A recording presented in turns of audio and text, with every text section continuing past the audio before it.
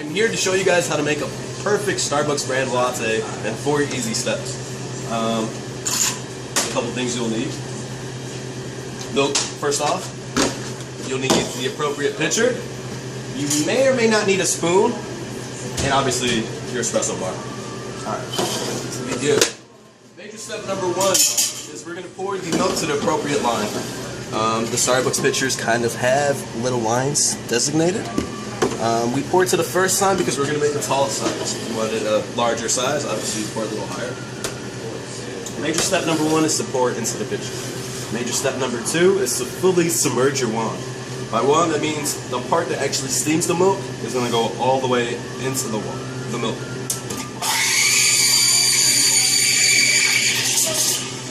At this point, what we're going to do is aerate the milk. What that means is to raise the end of the wand towards the top level of the milk. By that, we're letting the air kind of go around, circulating inside the milk, and it gives it a little more foamy, more full taste.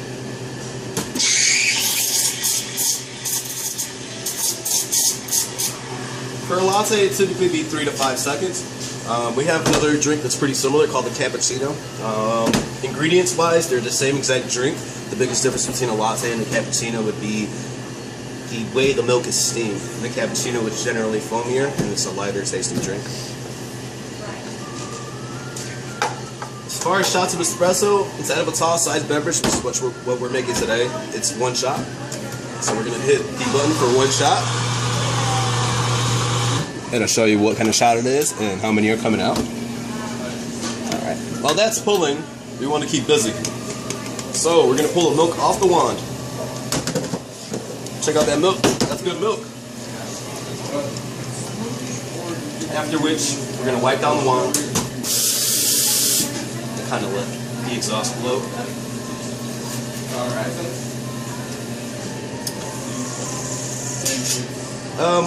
The typical Starbucks espresso shot takes about 18 to 24 seconds to pull. Obviously, you'd like it to be somewhere in the middle, 21, 22 is about perfect shot. This one here pulled about 19, I think it was. So once your shot of espresso is inside your cup, this is the easy part. We just have to pour the milk over. I used my spoon to hold back the foam and kind of pour slowly. For a latte, the majority is kind of milk right at the top. We just do a little bit of a dollop of foam, and that is your latte. We're going to learn how to make an iced tea. We have 3 different kinds of teas: green, black, and passion. Passion is an herbal tea, which means it has no caffeine in it. The other 2 do. We're going to go with black because it seems to be the most popular, I think. That we make all of these drinks in a uniform way. So they gave us this cool shaker guy. The purpose of the shaker is to measure everything. Now we're going to make a tall today. There's a couple lines on it. The first line is where you're supposed to put the tea. Now we offer a couple variations of it. We do just iced tea, or you can do a tea lemonade. If you were to do tea, we would just do water to the second line. If you were doing an iced tea lemonade, you do lemonade to the second line. Now there's one more space, and that's just for your ice. We're going to make a tall black tea lemonade. So, iced black tea to the first line.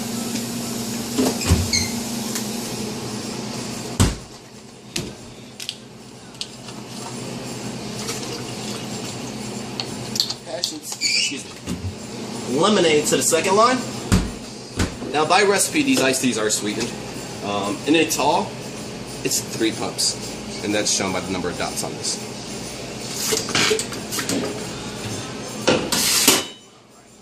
Now, we're going to use the appropriate ice scoop. We want to shake this, but first we're going to put a lid on it.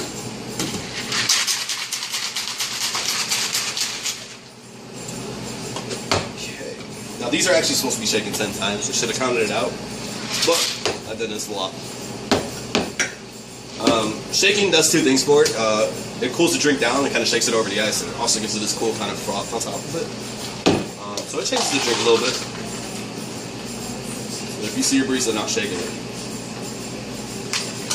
And lastly, we pour it into a cup. Push some off so I can get a lid on this thing.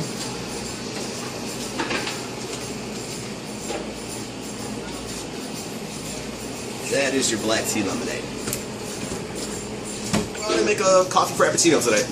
Coffee frappuccino, while it is not our most popular frappuccino, it's probably our most basic one. It's my personal favorite. We're making a tall size today. We're going to put coffee base into it as like a coffee concentrate. 2 pumps inside of a tall. All frappuccinos are made with whole milk. That's our thickest milk.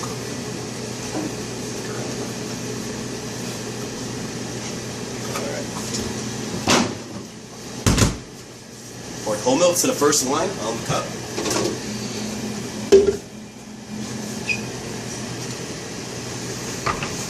Okay. So I got the blending pitcher and I've got this lid. The lid will toss down at the end.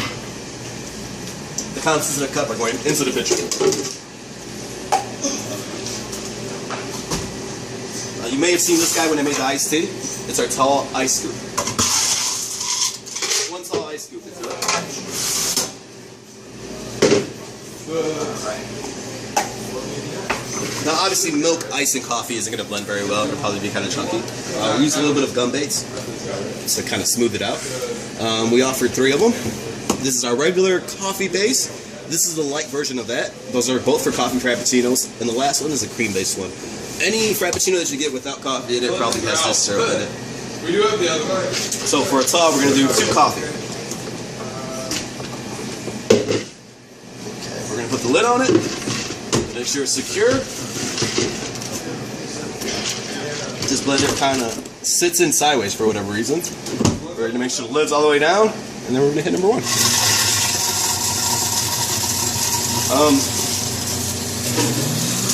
Other frappuccinos are basically just variations of this. If we were to get a mocha frappuccino, we'd be putting chocolate inside of a coffee frappuccino. We'll probably top it off with a little whipped cream. This is just a regular tall coffee frappuccino. We won't go through all that.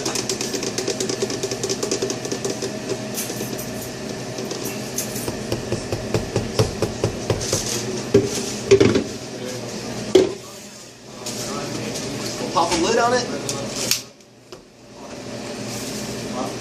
hand it off with a straw, and it's good to go. Ready to enjoy.